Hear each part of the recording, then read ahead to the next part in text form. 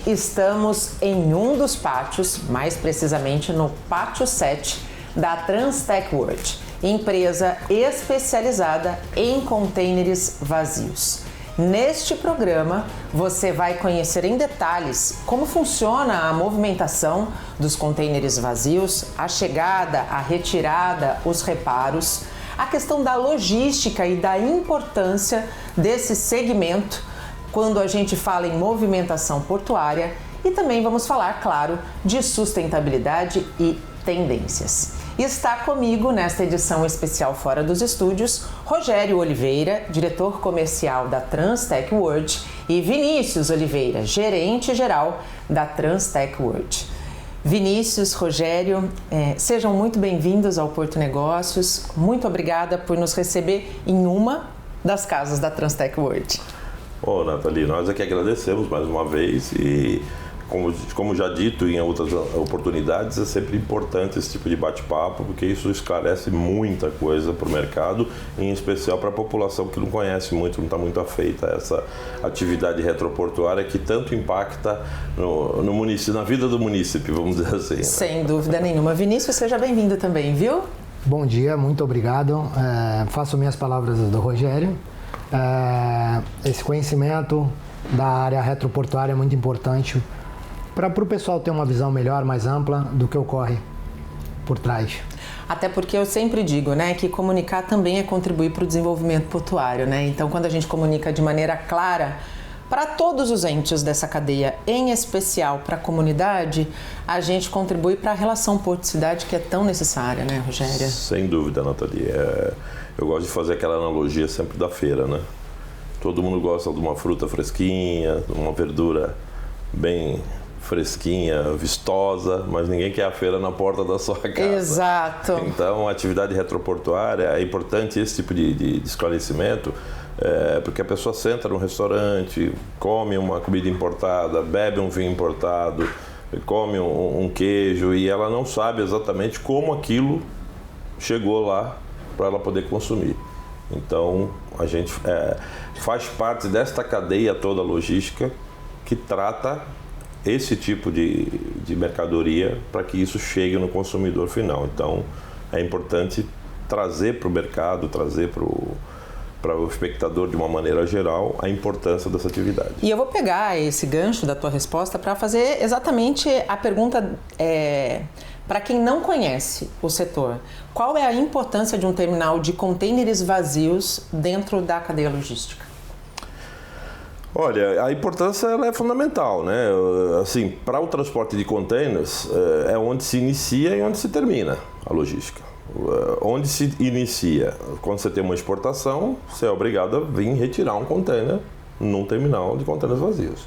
Aquele armador te definiu para você, te indicou, né, orientou a tirar um contêiner lá nas condições que você tem, que precise da tua carga, seja reefer, seja dry, seja de alimento, ou seja de carga geral.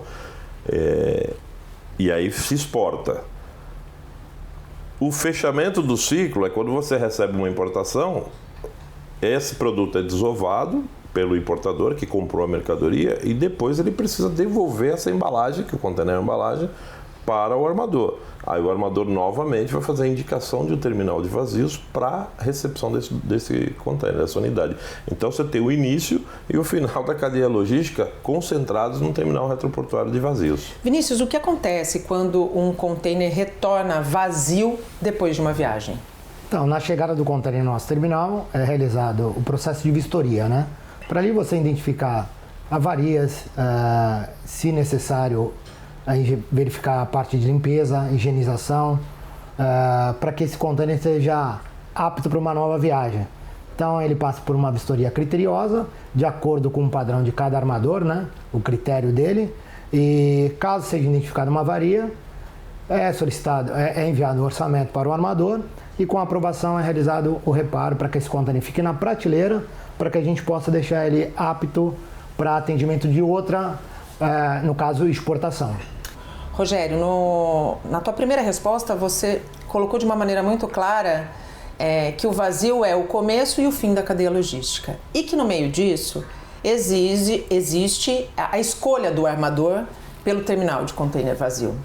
Ao longo dos anos, como essas exigências foram evoluindo e como a Transtech World tem trabalhado para atender todas essas mudanças de mercado que acontecem de uma maneira cada vez mais veloz? Olha, Nathalie, o container, ele, como todo tipo de embalagem que é padronizada, ele teve uma evolução na sua dinâmica de volume de movimentação ao longo dos anos, desde a sua criação aí, né, na década de 70. O que acontece? No Brasil, quando se começou a operar containers com volume um pouquinho, incipiente ainda, mas um volume um pouquinho maior, se tinha uma problemática muito grande de controle desses containers. E os armadores, a principal preocupação dos armadores sempre foi sobre a ótica do controle. Aonde estão os meus containers? Como eu posso fazer para ter o controle deles? Por quê? Porque você tem uma frota que ela tem um giro para utilização. Sim. Então eu preciso saber onde ele está, para saber quando ele será disponibilizado para o mercado, para ele retornar para um outro mercado para ser utilizado lá, com carga. É a gestão eficiente. Gestão eficiente. E isso foi evoluindo ao longo do tempo.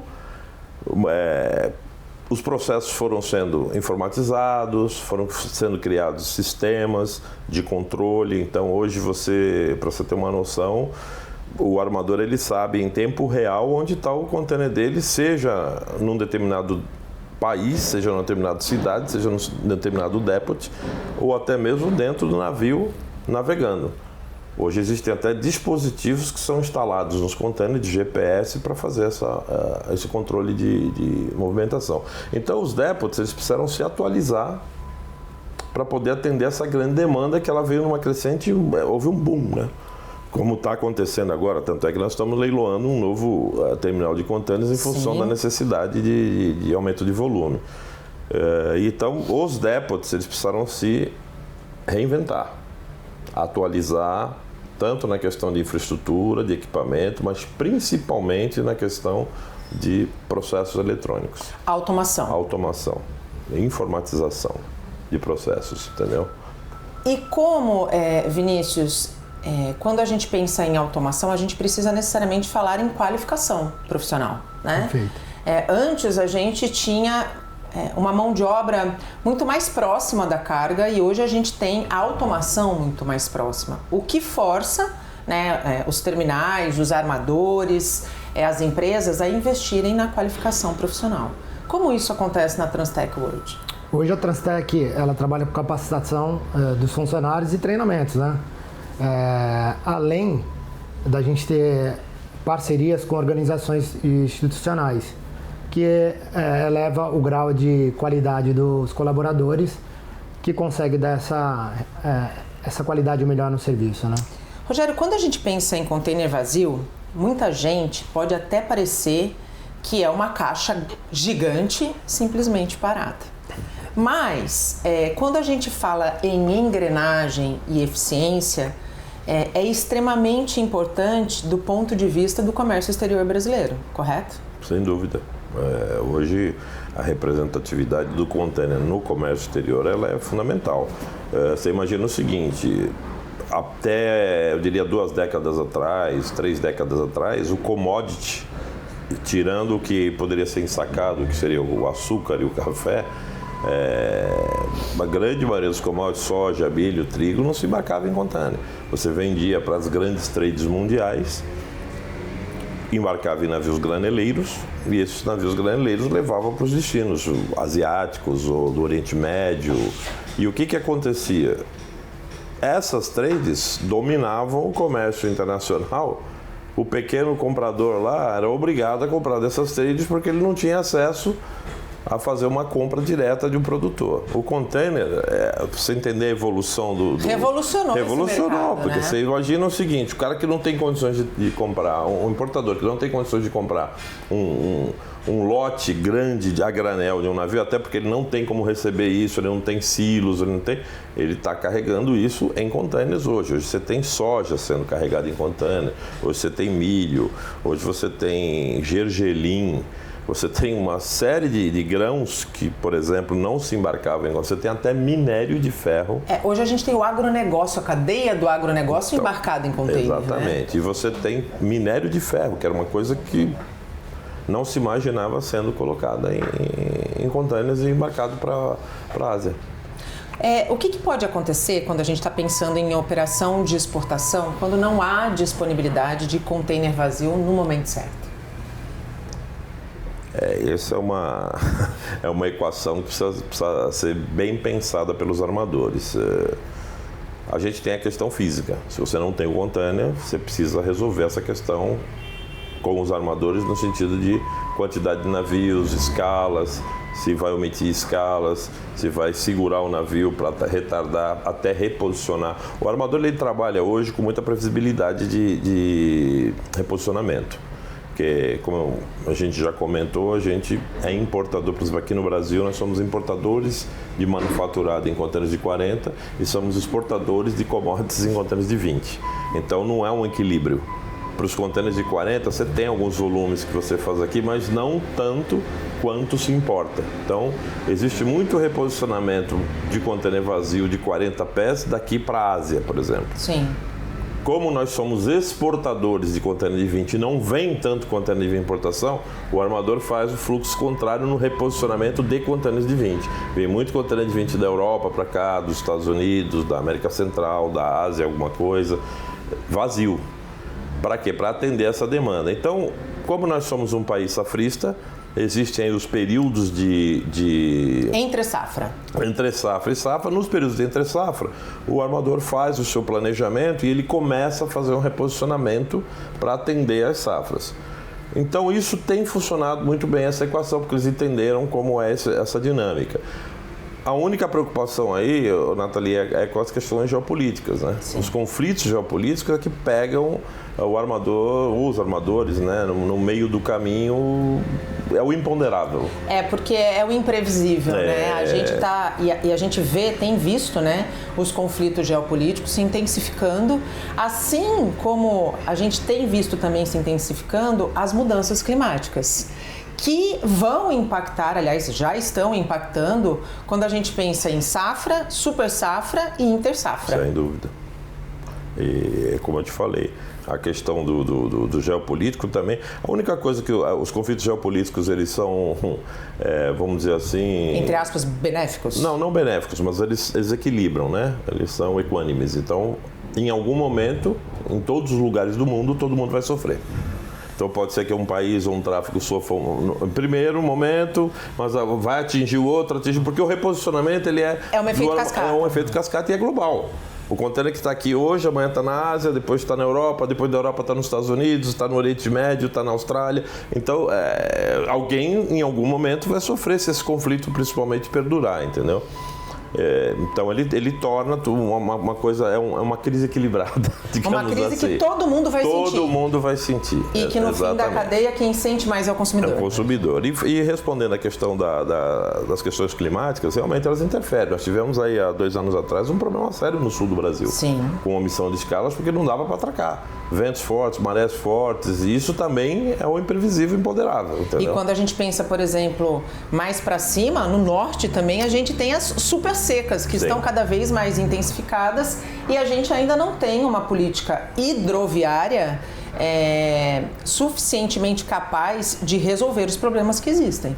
É verdade. Se você falar principalmente no tráfego de cabotagem, que também transporta, na verdade ele é quase que majoritariamente de containers, você vai para o Rio Amazonas e ele é um dos que sofre mais com relação a isso. Entendeu? A gente faz um rápido intervalo e volta para a segunda parte, direto aqui do Pátio 7 da Transtec World. Não saia daí. Até já!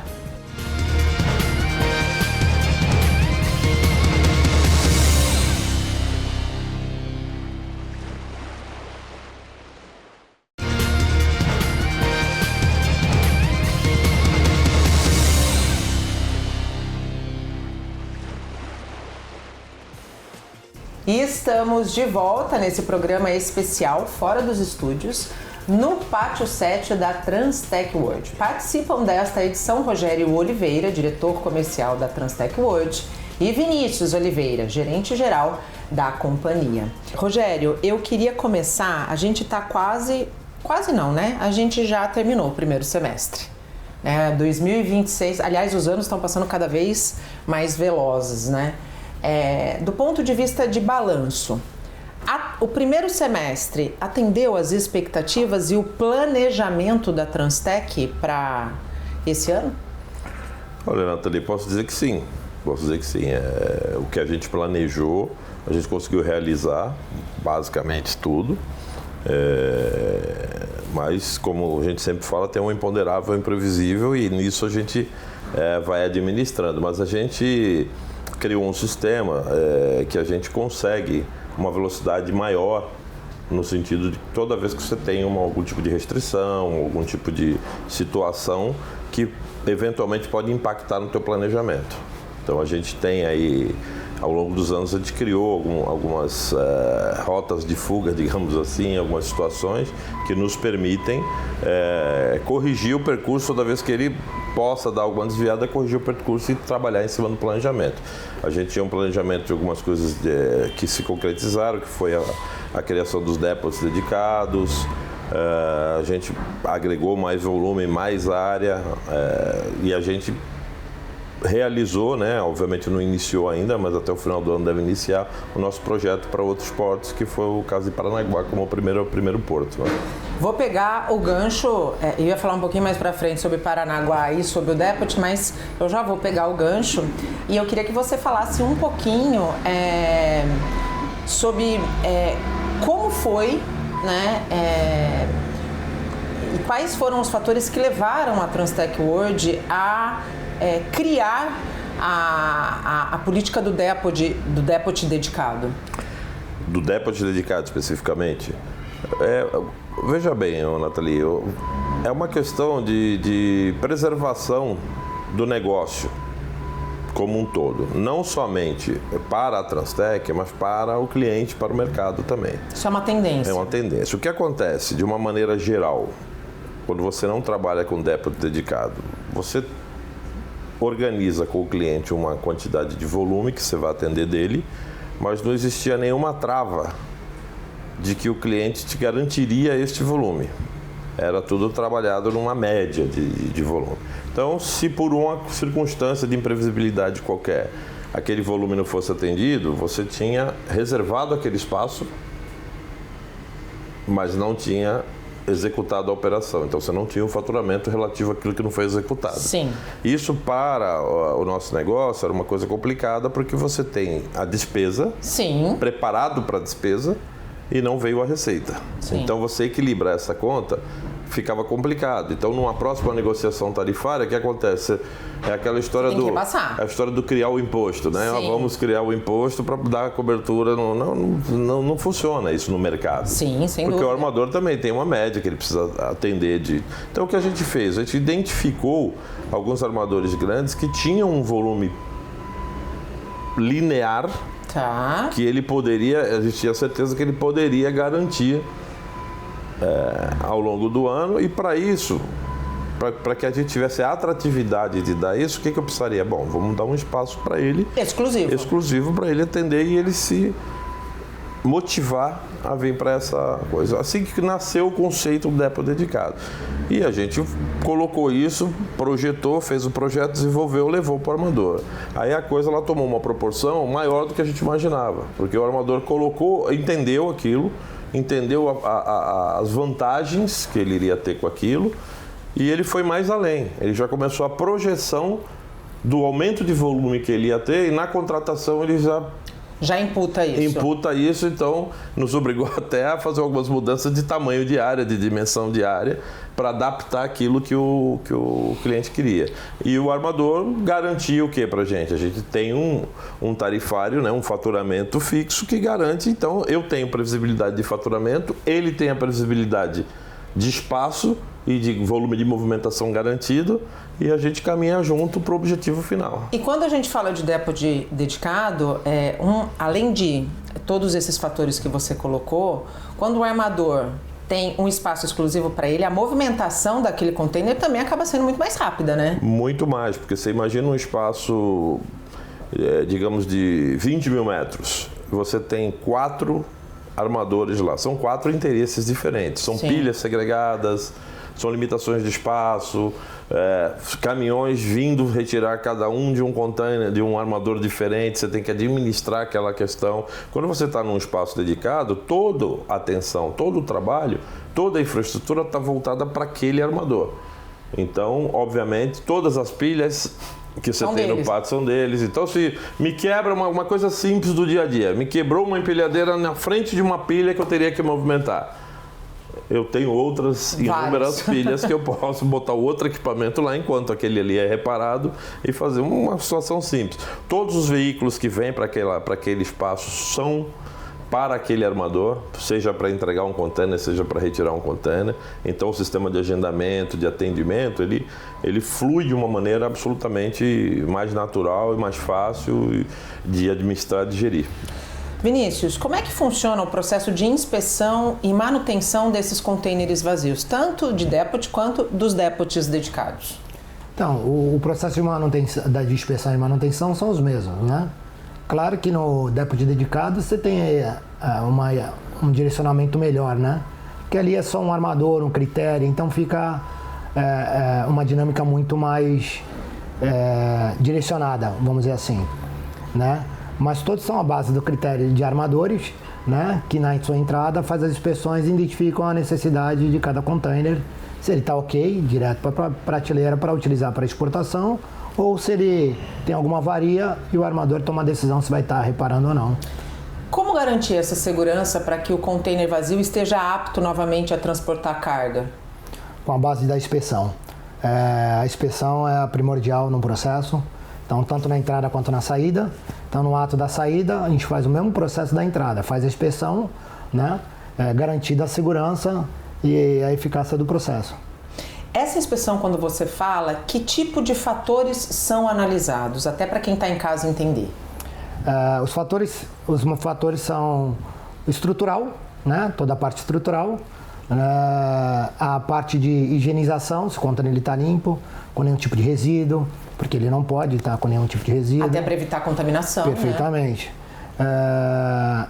São os pontos mais primordiais, a estrutura e a higienização deles.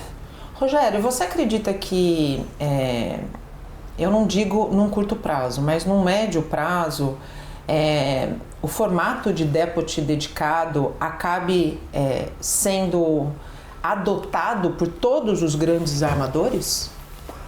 Olha, potencialmente eu acho que sim. Eu não diria para você que ele vai apostar todas as fichas nessa modalidade, porque ele diversifica as suas atividades. Mas eu acho que para um volume substancial dele, para garantir o equilíbrio da produtividade dele, da disponibilização de containers, da questão da agilidade na movimentação, a tendência dos armadores grandes é assim, porque é um atendimento personalizado. Isso nada mais é do que o cara, é como se ele tivesse um terminal próprio. É uma clusterização de containers por armador. Isso, é como se ele tivesse um terminal próprio, mas sem o risco da despesa.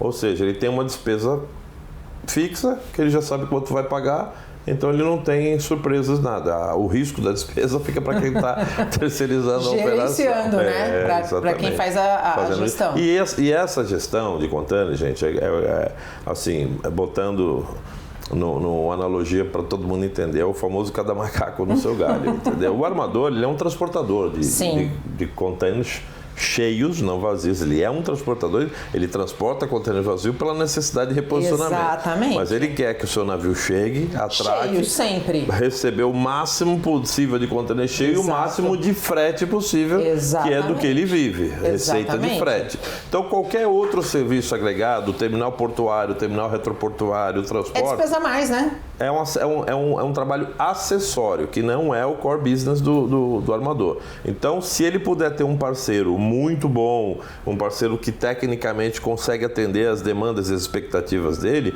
num custo que seja viável para ele, a figura do depot dedicado é o ideal, né? Qual que é hoje, se você puder elencar ou pelo menos até 3 desafios para equilibrar a oferta e a demanda de contêineres vazios? Olha, Essa questão, como eu falei anteriormente, ela tem uma questão de estrutural, né? Porque como você tem um desbalanço muito grande em todas as rotas, porque você tem países que produzem manufaturados e tem países que produzem commodities. Então, essa conta ela jamais vai fechar. O que a gente entende aí é que tem ferramentas que poderiam ser utilizadas, e é uma tendência que isso eu acho que vai acontecer, que são plataformas de reutilização, de reaproveitamento de container. A Transtec hoje ela já faz isso. Por exemplo, eu tenho as unidades de Rio Claro e Suzano, a gente faz exatamente isso, não através de uma plataforma digital, Sim. mas é de uma plataforma física. Por que de uma plataforma física ao invés de digital, Nathalie? Porque o armador precisa ter a confiança de que o container dele vai ser cuidado da forma como ele quer. Sem dúvida. Na plataforma digital é muito bonito. Você está lá, o container está aqui em Santo André, você tem um exportador de Santo André, vou lá pegar esse container. Aí o cara bota um alimento nesse container e esse container não estava pronto para o alimento. Aí o que vai acontecer? O armador, se houver um problema na descarga, de perda de carga, prejuízo de carga, a responsabilidade é do armador. Então isso é um complicador, isso precisa evoluir um pouco mais, obviamente é uma ferramenta que pode ser evoluída, você pode colocar travas, você pode envolver as apólices de seguro dentro do contexto. Mas por enquanto ainda é uma ação desenvolvida por pessoas. Por pessoas. Então, isso seria uma das coisas. A outra coisa que eles deixaram de fazer, não sei se por causa da competição, se por causa do cuidado com o container também, é a utilização de containers de reaproveitamento entre eles dos containers. Então você imagina que um armador está com uma demanda grande de container aqui. E está faltando. E não tem carga para aqueles containers todos. E um outro tem mais carga do que container. Eles não conversam? Não. Então isso ajudaria muito no fluxo, né? Fluxo. E a outra é o compartilhamento de navios, que isso hoje já existe de uma maneira mais contratual do que comercial, mas já existe. Mas eu acho que eles deveriam talvez pensar numa maneira mais comercial. Eu estou com espaço para 200 containers aqui.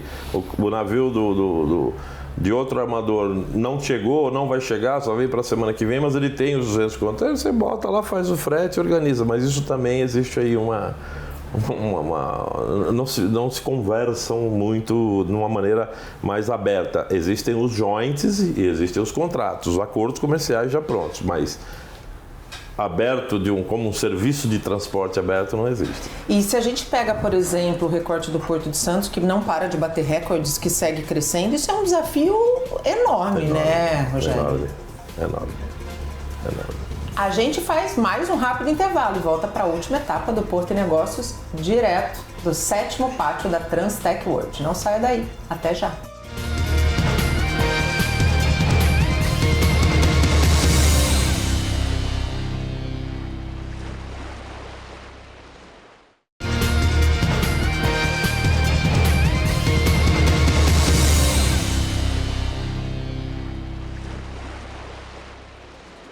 Chegamos ao último bloco do Porto e Negócios, direto aqui da Transtec World, no 7º pátio da companhia. Estão comigo durante toda essa edição Vinícius Oliveira, gerente-geral da Transtec World, Rogério Oliveira, diretor comercial da companhia. Vinícius, a gente falou no último bloco a respeito dos desafios que existem muito por conta ainda talvez da falta de uma estratégia para que os armadores aí possam trabalhar em equilíbrio, em consonância, para que a gente tenha uma cadeia mais equilibrada, né, uma lógica da movimentação de contêineres vazios. Nesse caso, como a tecnologia ajuda, e aí eu estou falando dos contêineres vazios operados pela Transtec World. Então, hoje a Transtec, a gente trabalha com uma plataforma digital, né? Nessa plataforma que foi criada com desenvolvimento interno, então toda a nossa necessidade específica da Transtec, a gente está tratando junto nessa plataforma e está criando a cada dia aí com uma evolução bem interessante. Então nessa plataforma a gente tem todo o controle, né? Desde a chegada do container, desde o processo de vistoria, agendamento para retirada, um processo de liberação, toda a parte de operacional até a parte final, que é a parte financeira que a gente fala, né? Com a gestão dela, aí eu consigo ter uma gestão muito melhor e tomar algumas decisões mais rápidas, né? E qual é a importância dessa tomada de decisão mais rápida quando a gente fala do mercado e do segmento de vazios? Então, com base esse tempo real que nós temos hoje, né? Então, qualquer situação, vou colocar aqui um embarque de última hora num pátio nosso. Então, eu consigo, de forma estratégica, mudar um pouco a operação para outro pátio, para que a gente tenha 100% da operação com eficácia e que não tenha nenhum tipo de problema que possa gerar e atender o cliente da melhor forma, né? Rogério, você acredita que a inteligência artificial vai poder, num curto e médio prazo, prever demandas e evitar, por exemplo, a falta ou excesso de equipamentos nos pátios? Sem dúvida, né, Nathalie? Isso é um caminho sem volta, mas, assim, volto a dizer para você, a inteligência artificial ela não trabalha sozinha. Você precisa alimentar os dados, as informações. Sim. E o que ela faz é uma análise de dados numa velocidade sobre-humana. Mas se ela não tiver aqueles dados, ou ela tiver poucos dados, a análise dela também vai ser superficial, apesar de ser rápida, mas ela vai ser superficial e não vai atender a solução do problema. Então, eu acho que é um caminho sem volta, ela tende a ajudar bastante, mas quem são os usuários precisam alimentar esse sistema para que a inteligência artificial pegue essas informações e ela possa te trazer soluções nessa análise de riscos, análise de dados e tudo mais. Eu vou pegar esse gancho que você deu, porque eu sou defensor. Eu acho que assim, a gente não tem como ir contra a digitalização e contra a automação. Mas a gente não pode esquecer que todos esses processos, por trás de todos esses processos, existem pessoas, né? Eu gosto muito de dizer que a tecnologia jamais irá substituir o humano, essencialmente humano. Que a atividade portuária, ela é, antes de mais nada, feita por pessoas, né? Como é que vocês enxergam a questão, por exemplo, da falta de mão de obra? Hoje existe muita falta de mão de obra. E eu não estou falando de profissionais de graduação ou de pós-graduação, que também são importantes, mas de técnicos, né?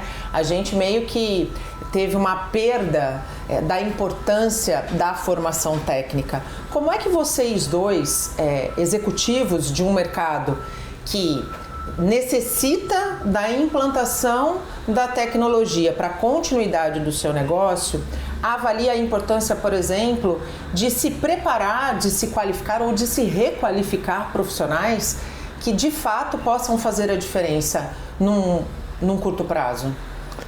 Olha, Nathalie, isso infelizmente isso envolve política.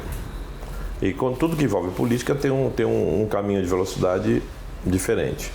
Eu vou fazer aqui um recorte, como diria um amigo meu, que eu quando comecei a estudar o meu ensino médio, foi na Escolástica Rosa, que todo mundo aqui conhece. E naquele momento, você tinha cursos técnicos de tipógrafo, marcenaria, e já era uma atividade que estava reduzindo. Sim. E eles mantinham ainda aqueles cursos. Sim. Eu fui estudar outra atividade, eu estudei edificações, mas já começava a ter informática naquele momento e tal. Então, o que acontece? A velocidade, eu sei que eu terminei meu ensino médio e ainda existiam esses cursos lá.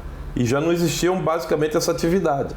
Então, essa velocidade de transformação é complicada. Aí nós passamos pelo processo industrial. Sim. Então, você imagina aqui o Polo Petroquímico de Cubatão, Mauá, São Bernardo do Campo, as montadoras. Então, era caldeireiro, torneiro, operador de sistema, eram funções, soldador, e eram coisas técnicas. Só que a nossa industrialização, de novo, já há mais de 2 décadas... Só tem diminuído. E a necessidade de quê? De readequação para novas atividades. E essa velocidade não acompanha o mercado. E quando a gente não tem isso, a gente tem perda de produtividade. Não tem qualificação. Você entendeu? As escolas hoje, e assim, falando das atividades retroportuárias da nossa região aqui. As atividades hoje, elas não tem digamos assim, uma dinâmica de ensino sequer que motive os jovens a ir para essa atividade. Os jovens da região, né? Da região. É. Então você fala em Porto aqui, parece que está falando palavrão às vezes, entendeu? Sim. Então a gente teria que ter isso desde o ensino fundamental, mostrar o que é o Porto, as atividades que ela tem, que existe. Hoje você tem atividades no Porto que são altamente remuneradas. Sim, entendeu? Sim. E que não são necessariamente vindas de graduação. Técnicas, e né? são pessoas que entraram no segmento, até com outra graduação, Sim. acharam interessante, entenderam que aquilo era possível e a coisa foi caminhando e eles foram se especializando naquilo e viraram profissionais de mercado. Mas é uma coisa que não é uma coisa planejada, você entende? Então, não é prioridade. Não é a prioridade, então precisaria ter isso, mas isso está incutido inclusive na cultura local. Sim. Adulto. Eu sempre costumo falar daquela reuniãozinha de pais do final do ensino médio. Do P de Porto, que o Casimiro Tércio gosta tanto. Você vai fazer, o filho vai fazer vestibular para quê? Medicina, odontologia, direito, administração, TI, mas ninguém fala assim, olha, vai fazer comércio exterior, vai fazer logística, relações internacionais voltada para o comércio exterior. Não existe esse pai que vai falar assim, não, meu filho vai ser prático de navio. E a gente está falando da atividade que move a economia brasileira. Exatamente.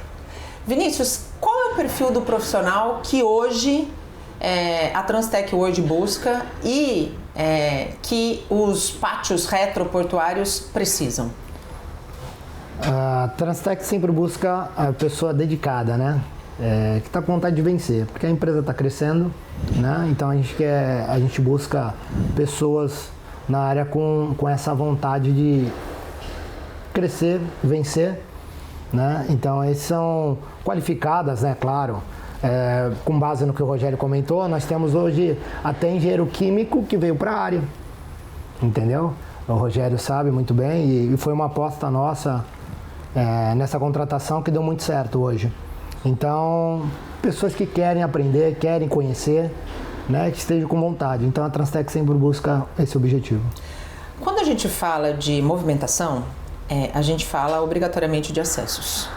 E o Porto de Santos ainda é o porto que mais recebe carga no país. No entanto, ele tem cargas que viriam originalmente para cá, hoje estão desviando para outros portos, justamente pelos gargalos que nós vivemos. Dentro do segmento do container vazio, como esses gargalos afetam a atividade? Olha, Nathalie, o acesso, né? Quando você fala em volume, você precisa ter um acesso estruturado, porque senão você não consegue fazer o volume, né? Se você trabalha no intramuros muito bem, ótimo, mas você tem a parte de fora, né?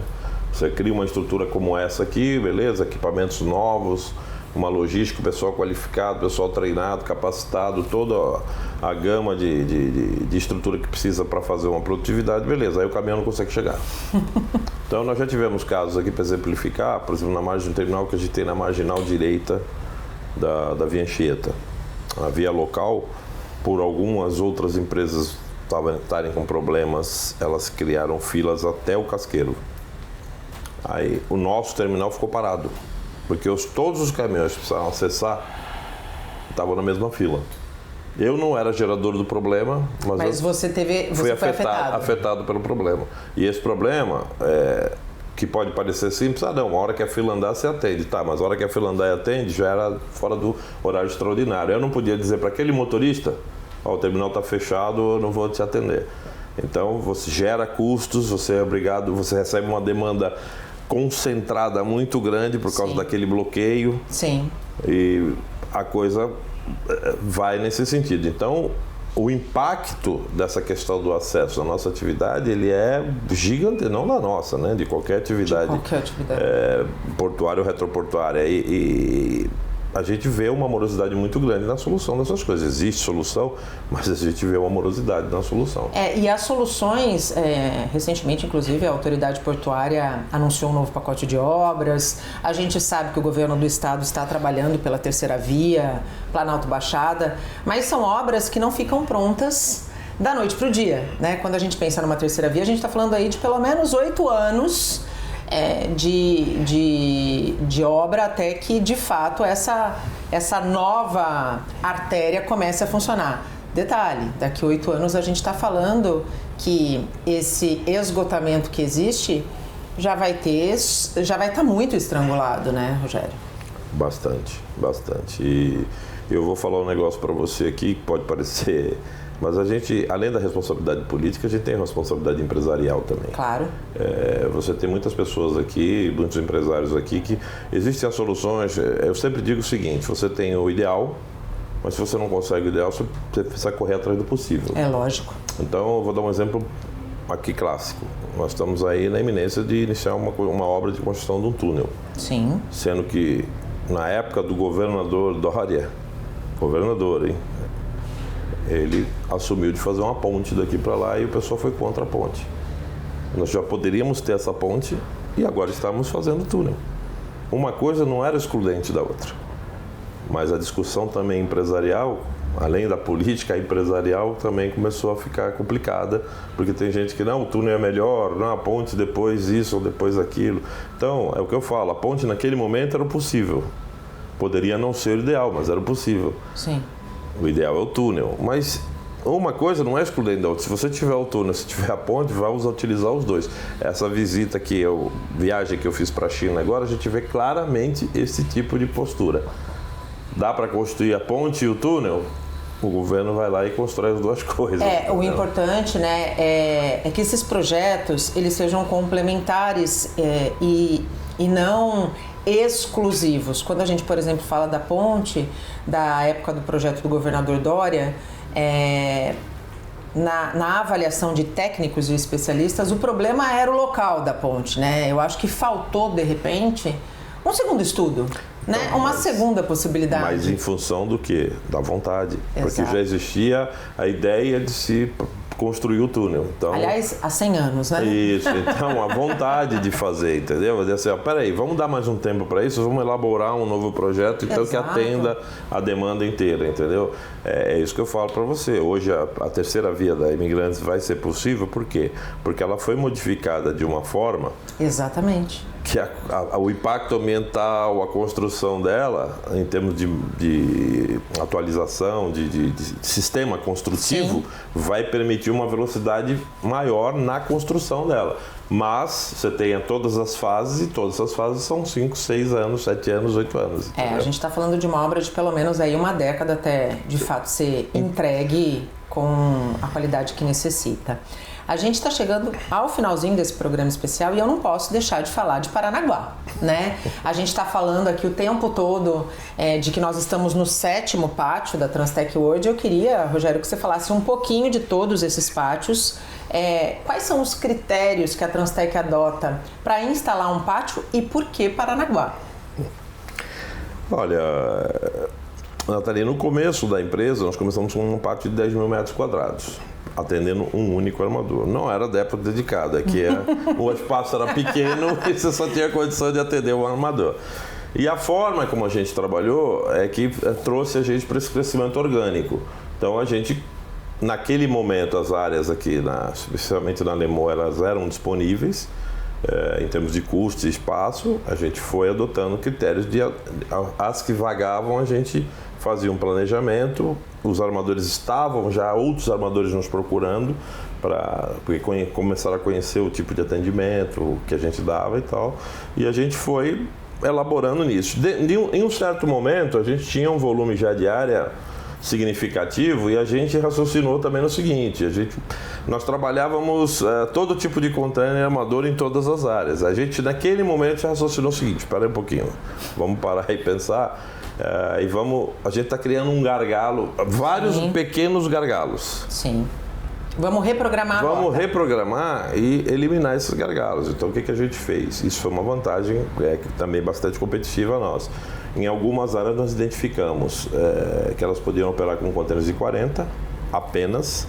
Então são equipamentos para containers de 40, spread aberto só para container de 40, você não tem perda de tempo de redução de spread para container. Você operou um container de 40, depois reduz o spread para 20, você perde produtividade nisso. Então a gente começou a trabalhar com isso e em outras áreas, o container de 20, que é um container que tem muito mais giro maior.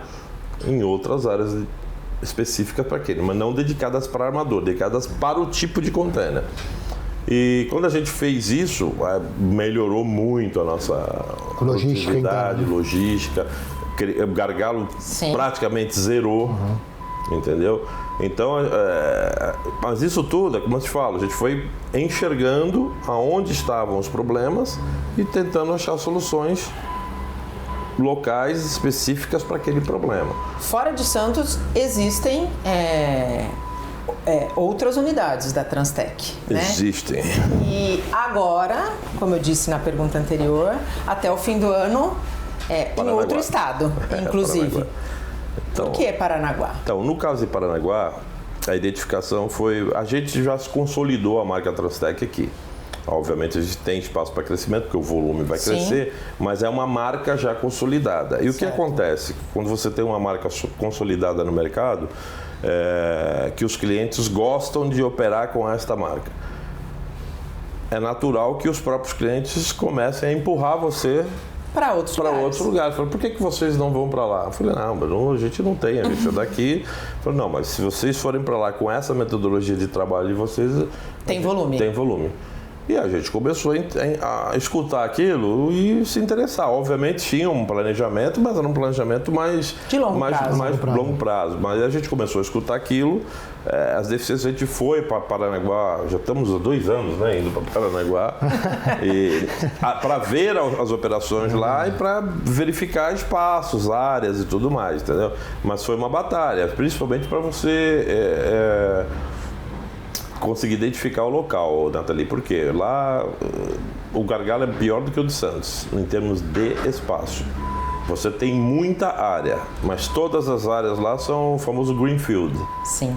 Então, você não tem licenciamento, você tem que fazer supressão, você tem que preparar a área. Isso é uma obra como a de uma estrada. Você vai demorar de uma 3, 4, 5 anos para poder resolver, fazendo um investimento grande.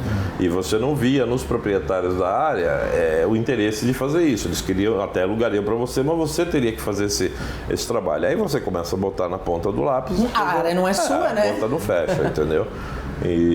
Então, a gente demorou, mas... com essa, digamos assim, esse background dos armadores de que se vocês colocarem lá, a gente está junto. E aí a gente conseguiu identificar esse ano uma área, negociamos, bem negociado lá, e estamos agora em obra lá, resolvendo. É uma área que já não era mais greenfield, já estava avançada. Já.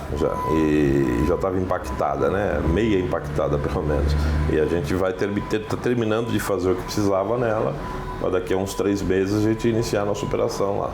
E se a gente pensar nos portos do Sul, que tem ganhado bastante destaque, né, quando a gente fala de movimentação de carga, até por conta de todos os gargalos que a gente sabe que existem aqui no Porto de Santos, essas áreas greenfield são áreas muito potenciais de crescimento, né, onde de fato a Transtec World tem muita chance de se tornar ainda maior, inclusive lá no sul do país. Para a gente fechar, Vinícius, o nosso programa especial, de tudo que a gente falou, nenhuma operação hoje pode esquecer do pilar chamado sustentabilidade.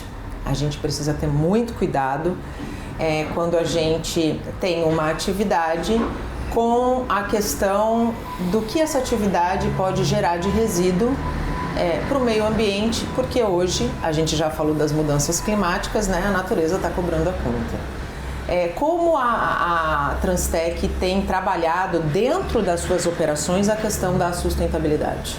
A Transtec hoje ela tem um direcionamento, né? Eu vou te falar de resíduos, então a gente descarta o resíduo de forma correta, com certificação, né?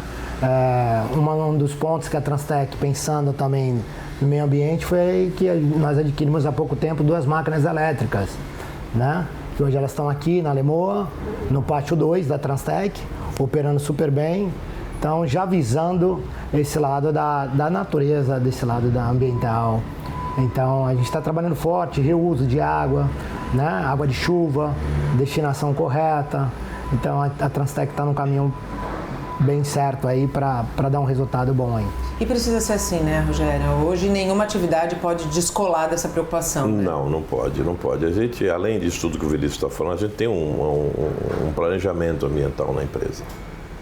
Não só de descarte de resíduo, mas até de reeducação do pessoal. A gente tem uma empresa contratada para fazer todo esse trabalho e isso está sendo fortalecido, né? Parte mudança a de parte, cultura, né? Mudança de cultura, exatamente. E além da eletrificação, que isso é um caminho, o problema da eletrificação está, as máquinas são excelentes, está só na estrutura que você precisa colocar para os carregadores. Sim. Então, se você tem um pátio muito grande, tudo bem, você faria uma estação grande de carregadores. Sim. E teria várias máquinas. Mas como a gente tem vários pátios, você montar essa estrutura em todos os pátios ainda é um investimento alto. Sim. Então a gente começou para entender esse tipo de equipamento, mas há 2 anos, Nathalie, a gente vem fazendo a troca de frota de equipamentos. Então nós colocamos já 27 empilhadeiras novas no sistema. Para você ter uma ideia, se nós estamos falando em sustentabilidade e meio ambiente, um equipamento que era os que tinham aqui até 10 anos de uso, 8 anos de uso, você jogava em torno de 14, 15 quilos de CO2 por hora numa operação. Os equipamentos novos você joga 7. Metade. 6, 7. Metade. Então isso já contribui, redução de 50%. E a gente está certificando isso. Essa empresa hoje que trabalha para a gente está fazendo toda a análise de aspersão de poluentes dos equipamentos para certificar isso e fazer a medição do que isso representa por ano em termos de redução de emissão de carbono dentro da empresa. É uma empresa ambientalmente responsável e sustentável na sua atividade. Sem dúvida. Rogério, Vinícius, muitíssimo obrigada por terem me recebido aqui no Pátio 7. Eu desejo que a atividade em Paranaguá, o início em Paranaguá, seja uma porta para que outras oportunidades apareçam. Nós temos portos Brasil afora, né? A gente costuma dizer que o Brasil passa pelos portos, né? E a gente precisa de padrão, de qualidade, de responsabilidade quando a gente fala das atividades que fazem parte de toda essa logística portuária. Então, que Paranaguá seja apenas uma porta aberta para outras oportunidades. Muito obrigada. Não, Nathalie, a gente agradece também a oportunidade, mais uma vez. Estamos sempre disponíveis e desde já quero fazer o convite para que você vá fazer uma matéria sobre Paranaguá assim que a gente iniciar a nossa operação lá. Farei. Prometo trazer aqui um programa especial, direto lá de Paranaguá, para mostrar para o nosso telespectador como vai funcionar a atividade nessa região em que a atividade portuária tem crescido a passos bem largos. Vinícius, também muito obrigada, viu? Eu que agradeço a oportunidade. A Transtec está de portas abertas quando sempre precisar, né? Em qualquer pátio, a gente fazer uma outra matéria bacana como essa. Estamos sempre de portas abertas aí para recebê-los. Muito obrigada. O Porto e Negócios de hoje, especial, direto do Pátio 7 da Transtec World, termina agora. Espero que você tenha gostado, tenha absorvido o conhecimento, porque essa é a minha função como comunicadora portuária, levar a você informação que te faça entender a importância dessa atividade para a nossa região e para o nosso país. A gente volta a se encontrar na próxima quinta-feira com um programa inédito, a partir das 8 horas da noite. Eu espero você. Até lá. Tchau!